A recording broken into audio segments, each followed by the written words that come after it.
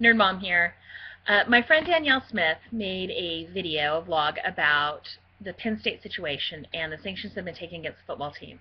Now, the Sandusky trial has talked about how much Paterno knew and how much other people higher up knew. And she had asked what our opinion of the sanctions are. If we think it's too much, if we think it's not enough, what do we think? I think they're generous.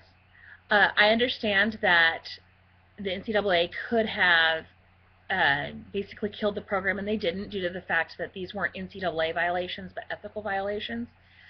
I also understand the fact that former players are saying the kids who are in the program or the kids who would be in the program next year are going to be the ones to really pay the price.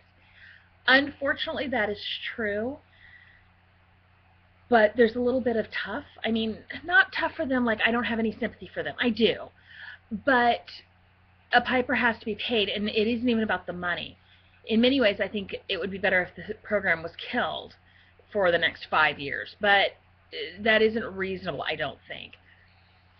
There was a phrase about changing the culture, that this is a culture issue, because Paterno knew. The almighty football game, the almighty football team, frankly, was more important than what Sandusky was doing to kids. And I think part of it is I used to be a major college sports fan until I got to college. And part of it is I was attending Fresno State when Jerry Tarkanian came to Fresno State. And I believe it was his first job since being blacklisted from UNLV and being suspended due to ethical violations. You talk about culture. We were dealing with football issues of entire sides of campus being shut down for the tailgate parties, where students who needed to be on campus to study couldn't be. But beyond that, various members of our varsity basketball team were exposed for collecting food stamps while living on campus and on full scholarship. It's nothing in comparison to Sandusky cover-up or anything along that line, so please don't think I'm saying that. But I'm saying that sometimes the culture of the sports worship sometimes seems to block everything else. I feel for the students who will not be able to either play pro ball or attend college based on the 20 scholarships a year that have been cut, and the fact that Penn State will not be postseason competitive. I feel for them. I don't feel for the school not getting the money. I do not have any sympathy for the school not getting the money because they got paid already.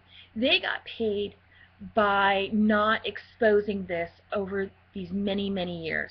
How many donations did they acquire due to the fact that Penn State had a winning football team that they would not have had they outed Sandusky and done something about it?